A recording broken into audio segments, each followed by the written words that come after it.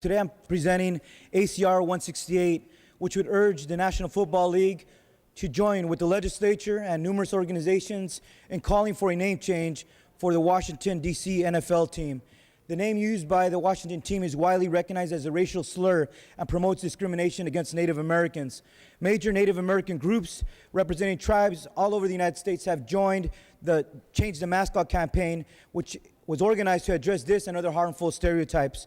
President Obama, 50 U.S. senators, civil rights leaders, entertainment icons, and other prominent public figures have also voiced their concerns.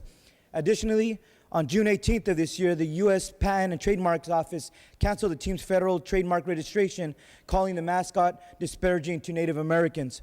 Living in a society with a history of racial prejudice requires us to especially be sensitive of the use of words and phrases derived from generations of hate, bigotry, and violence.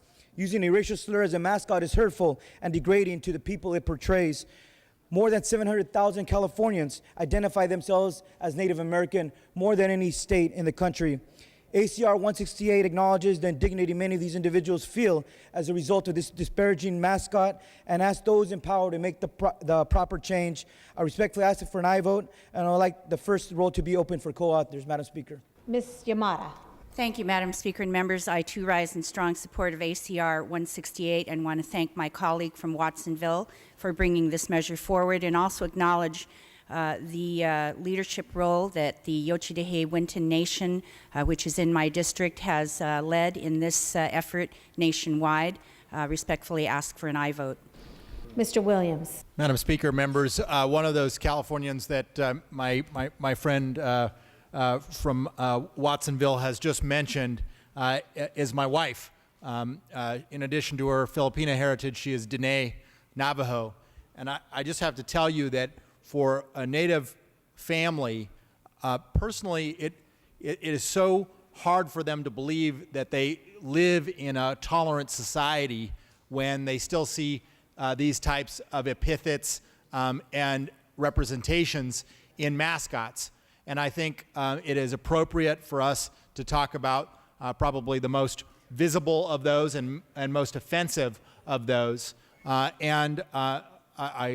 just appreciate Mr. Alejo for bringing this to the floor.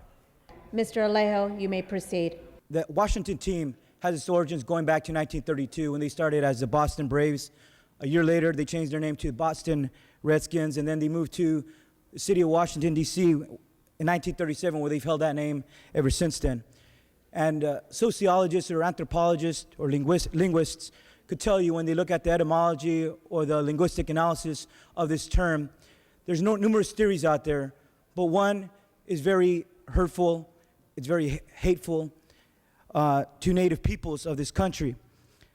One of those theories brings this word back as early as 1755, when King George II called on his subjects to embrace all opportunities for pursuing, captivating, killing, and destroying all and every of the aforesaid Indians.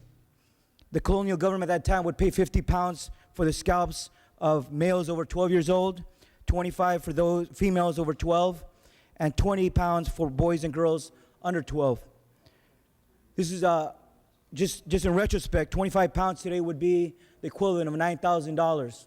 And that's what was occurring at that time when these phrases were used for bounties of Native peoples. So since 1968, the National Congress of American Indians passed a resolution calling for the change of this mascot. And 46 years later, here we are fighting against this racist name and urging that NFL team to quickly and promptly change his name to do what is right. It's never too late to do the right thing by changing this mascot. I respectfully ask for your aye vote. And Madam Speaker, if the first roll could be open for co-authors.